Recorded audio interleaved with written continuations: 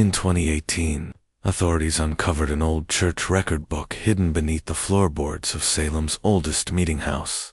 Inside, they found evidence tying more than 200 missing individuals to the Massachusetts witch trials, cases that history never acknowledged, meticulously kept in the private ledger of Salem's most powerful family.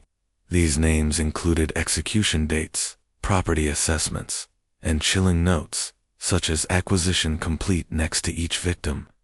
While official records claim only 19 executions in Salem, the ledger indicates the true figure was closer to 237, with most victims erased from history by carefully managed record-keeping. More disturbing still, property belonging to each missing person was systematically transferred to the same three men: Judge Ezekiel Blackwell, Reverend Nathaniel Blackwell, and Sheriff Josiah Blackwell brothers, whose descendants still possess over 40% of Salem's historic district today. The most unsettling entry, dated October 1720, listed only 5 words beside a young woman's name: Mercy Blackwell Family Matter Resolved. Before we dive deeper into the saga of the Blackwell dynasty and their reign of terror, I have to emphasize, this channel is not for everyone. Only the brave, those willing to confront history's darkest realities, should keep watching. If you're one of the few who seek out these hidden horrors, be sure to subscribe and let me know in the comments which state you're listening from. These are stories most channels shy away from, and we're just getting started. Let's journey back to Colonial, Massachusetts, to the roots of this forgotten nightmare. The year 1692 marks not only one of the darkest chapters in American history, but the start of a conspiracy more sinister than most historians care to admit. In 1692, Salem was a fearful community, nestled among dense forests in the Massachusetts Bay Colony.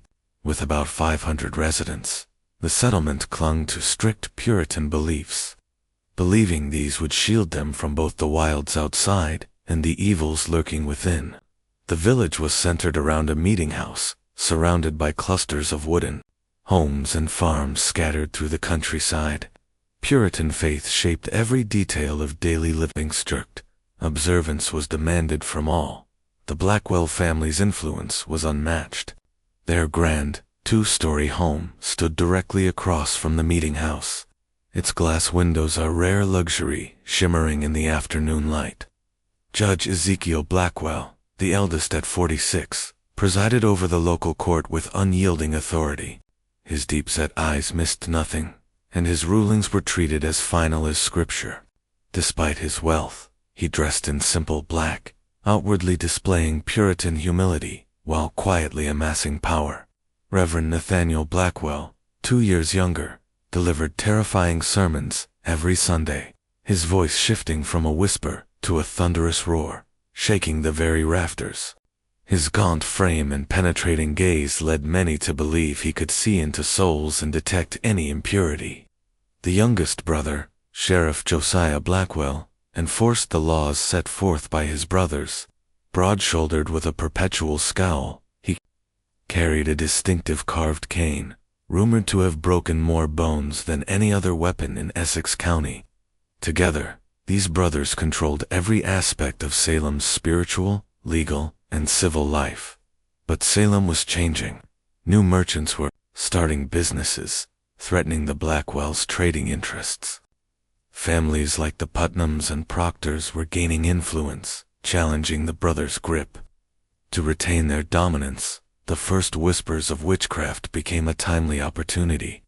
The winter of 1691 to 1692 was unusually harsh. Food stores dwindled, illness spread, and families struggled to survive until spring. In Reverend Blackwell's home, his 16-year-old niece Mercy watched these anxieties quietly. The daughter of Ezekiel, raised by her uncle after her mother's death in childbirth, she received an education rare for girls at the time. Mercy could read and write both English and some Latin, skills she used to help record church events for her uncle, always wearing her cap as Puritan modesty required, and with thoughtful gray eyes. She moved through Salem silently, observing. everything but revealing little. She dutifully logged baptisms, marriages, and deaths in the church ledger, never questioning why her uncles sometimes insisted she make entries in a separate, smaller book he kept locked away. At night, she often overheard her father and uncles whispering in the study, their voices rising with excitement before falling silent if anyone drew near.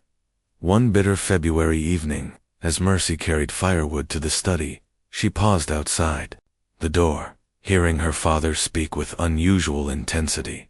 "The Porter widow's land borders the river access we need." Josiah's frustrated reply followed. "She's refused to sell to me twice." Nathaniel's measured, chilling tone added, "Perhaps the widow Porter will soon face troubles of another sort. I've heard disturbing rumors of odd behavior. Times like these call for vigilance against the devil's influence." A chill ran down Mercy's spine as her uncle's laughter mixed together. 2 weeks later, when the first witchcraft accusations erupted in Salem village, Mercy remembered that conversation and wondered at the apparent coincidence. The accusations spread like wildfire, fueled by Salem's fears. Young girls writhed in the meeting house, claiming invisible torments. Upstanding wives were suddenly named as Satan's consorts, and farmers were accused of blighting crops or killing livestock. The Blackwell brothers stood at the center of it all, Ezekiel solemnly presiding over hurried trials, Nathaniel providing theological justification, and Josiah dragging the accused from their homes at night. What started with 3 accused in February swelled to dozens by May. The jail overflowed with terrified prisoners. The community fractured, neighbors turning on each other, old grudges conveniently reframed as evidence of witchcraft. Through it all, Mercy continued, recording names in her uncle's private ledger, never questioning why so many accused owned property her father had coveted. When the widow Porter was arrested on a rainy night in April, Mercy finally began to see the terrible pattern. The widow's screams echoed as Josiah and his men dragged her away. The next morning, Mercy overheard her father and uncles discussing how to manage the widow's property during her imprisonment.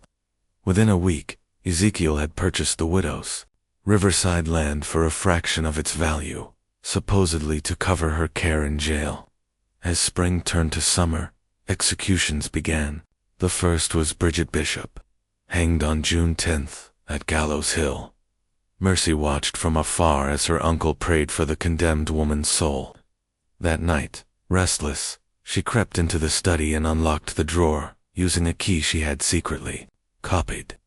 By candlelight, she read the leather-bound ledger, and what she found froze her blood.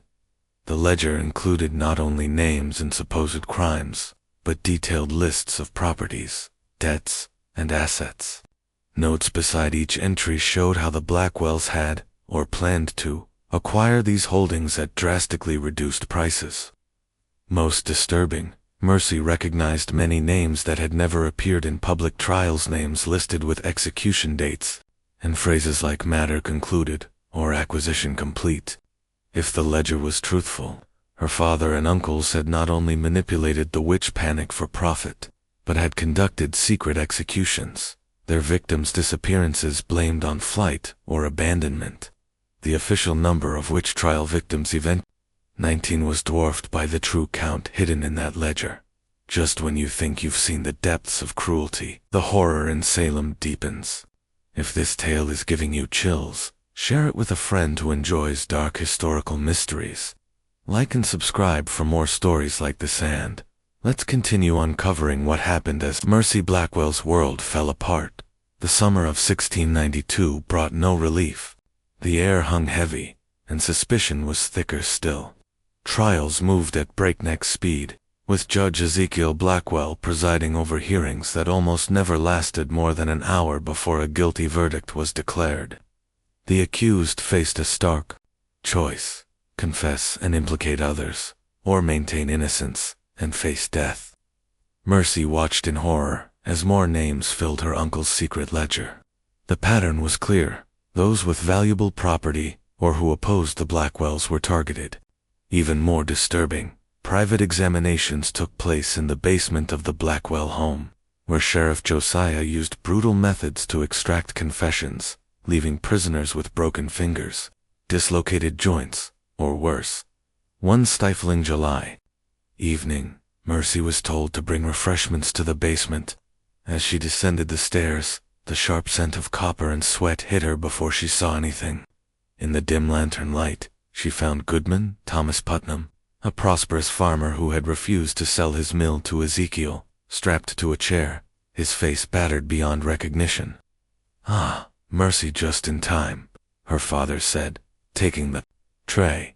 "Goodman Putnam has just remembered seeing Goody Proctor speaking with the devil. Isn't that fortunate?" Putnam's swollen eyes found Mercy's.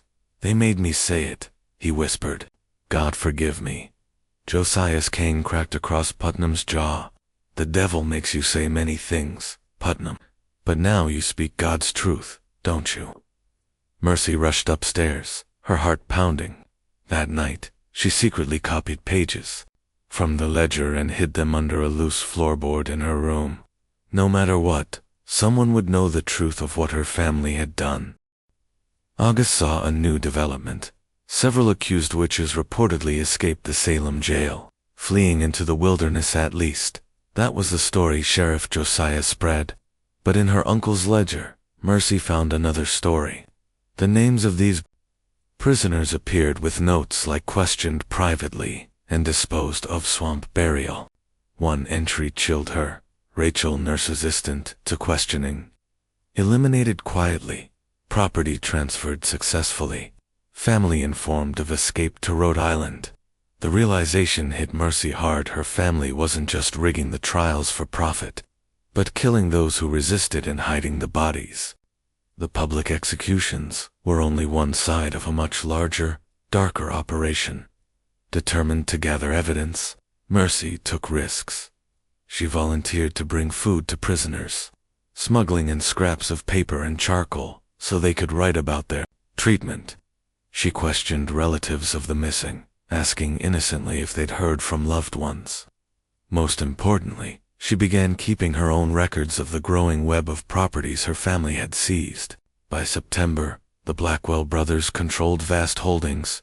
Ezekiel owned 3 mills, fertile land, and commercial buildings. Nathaniel had acquired rival churches and nearby lands. Josiah dominated riverside property, controlling shipping access. Their wealth had multiplied in just 7 months, but resistance was mounting. Cotton Mather, a prominent Boston minister, voiced concerns about the evidence used in Salem's trials, and local citizens began to question the proceedings. After respected community leaders like Rebecca Nurse and John Proctor were executed, sensing the shifting tide, the Blackwells moved faster. The secret ledger now listed priority acquisitions, the names of property owners yet to be accused. Among these were the wealthiest families in the colony, whose downfall would cement Blackwell control for generations. Late one rainy September night, as Mercy added to her evidence collection, a floorboard creaked behind her.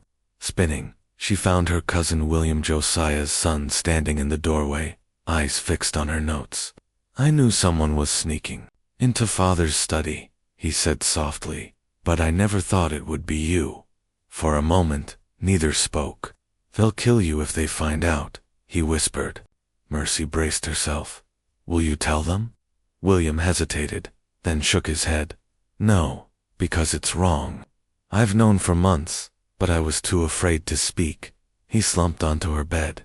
"Last week I followed my father and his deputies into the woods. They were dragging something wrapped in canvas. I watched them bury Goodwife Foster in an unmarked grave. She didn't escape to Rhode Island, they lied." Hope surged through Mercy at the unexpected ally, but fear quickly returned. "We need proof others will believe. Your word against your father's, or mine against mine, is not enough." William nodded. "There's a meeting tomorrow night, told 3 brothers, in Uncle Ezekiel's study. They're planning something big, the final acquisition phase. If we could hear their plans." The next night, Mercy and William hid in a small storage space next to the judge's studio. Forgotten closet accessible through a loosened panel. Through the thin wall, they heard the Blackwell brothers plotting. The timing must be perfect, Ezekiel said, writing as he spoke. Governor Phipps returns from Boston next month. The trials may be restricted. We must secure the remaining properties before then, Nathaniel noted. 17 families in 3 weeks even for us. That will be difficult, Josiah suggested. We'll speed up the private examinations. Those who won't confess need not reach the public gallows. The swamp has room enough. What about the Corwin estate? Ezekiel asked. That's the key to our shipping monopoly. Josiah replied, I've already planted evidence in Corwin's home. A puppet with pins under the floorboards. We'll find it tomorrow. By week's end, his property will be ours. As the brothers continued, Mercy and William exchanged horrified glances. This was not a series of isolated crimes, but a systematic plan to seize power over the region. When the meeting ended, the cousins slipped to the stables, the horses stomping, masking their whispers. We have to get this to Governor Phipps, William insisted. My father's men watch the roads, but I know trails to Boston I could make it in 2 days. Mercy shook her head. They'd notice you missing. I should go. They watch me less closely. It's too dangerous. It's riskier if I stay. Tomorrow, they search the Corwin home. If they search here, they'll find everything. After debate, they agreed. William would create a diversion the next night, drawing attention north, while Mercy fled south to Boston with their evidence. She packed her copied ledger pages in her cloak's lining and prepared food. As dusk fell, William left to light a small fire in an abandoned barn, enough to draw people away without harming anyone. Mercy waited for the alarm, her travel sack hidden under her bed. But as the church bell rang, signaling emergency, her door burst open. Sheriff Josiah appeared, flanked by deputies, his face cold with anger. Mercy Blackwell, you are hereby charged with witchcraft and conspiracy against godly authority. Her father and uncle stood behind him, unreadable. Search her room, Ezekiel commanded. The deputies quickly uncovered her hidden documents. Josiah read through them, his expression darkening. It seems my niece has been busy recording meetings with the devil, planning to spread lies about godly men. How did you know? Mercy whispered. Ezekiel stepped forward, eyes cold. William has always been a loyal son. Did you think he'd betray his family for a foolish girl's fantasies? The betrayal struck Mercy like a blow. She'd trusted her cousin completely. Take her to the special holding room, Nathaniel ordered. We'll begin her examination immediately. Dragged from the room, Mercy glimpsed William in the hallway, his face blank, but his hands trembling. The special holding room was the root cellar under the meeting house, a damp, windowless chamber where the Blackwells conducted their most secret interrogations. Bound to a chair, Mercy realized her fate would likely never appear in any official record. Like so many others, she would simply vanish. Ezekiel entered, closing the door behind him, the ledger in hand. I had high hopes for you, he said quietly. Intelligence and obedience, a rare combination. How many? Mercy demanded. How many innocents have you killed for their property? Ezekiel shrugged. People die in times of crisis, some publicly, others more discreetly when public executions might raise questions. He flicked through the ledger. The record will show 19 executions. The real number. He smiled thinly. Let's say the Blackwell legacy is secured for generations. You won't get away with this, Mercy said, her voice shaking. Governor Phipps will investigate. Others are already questioning the trials. By the time anyone investigates, evidence will be scarce, and witnesses scarcer. Ezekiel dipped his quill in ink. Now, I have a final entry to write. The only question is, what will I mark beside your name, daughter? The tension in that cellar marked the turning point in Salem's darkest chapter, though few would ever know what truly happened there. As events reached their climax in October 1692, an unexpected series of events changed history. Governor William Phips returned early from Boston and issued a proclamation forbidding further arrests based on spectral evidence, while Mercy's whereabouts remain absent from any official records.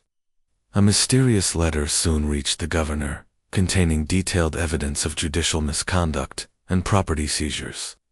The turning point arrived on October 29, 1692, when Colonial officials discovered the Blackwells' private ledger during a surprise records inspection.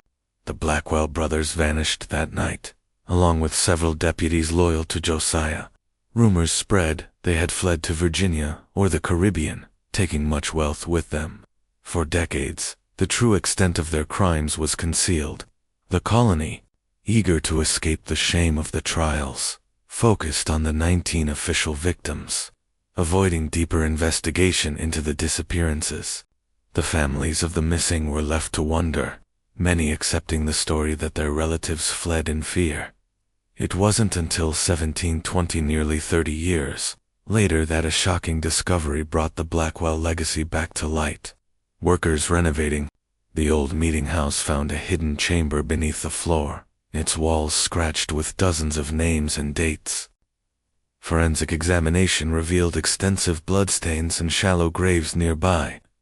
Among the recovered items was a small journal, water-damaged but partly readable. The author, identified only as M.P., described her final days of captivity and the unexpected events that allowed her to escape. Though many pages were ruined, one chilling passage stood out. When they came for me that final night, I believed death was certain. But as Uncle Josiah raised his knife, a commotion above stayed his hand. William appeared at the cellar door not as betrayer, but as savior, having alerted the governor's men. In the chaos, I witnessed what can only be called divine justice. My father and uncles, architects of so much suffering, fleeing into the night. I know they will not stop. Wherever they go, their ambition and cruelty will follow. I make this record so future generations will know the truth of Salem, not a supernatural panic, but a calculated scheme of murder and theft masked as religious zeal. The official records show 19 victims. The true number approaches 237. Their names in the Blackwell ledger and on these walls, where many breathed their last. I write this in October 1720, having returned after years in hiding, determined that the truth not remain buried forever. The journal ends abruptly, with its last page stained by what appears to be blood.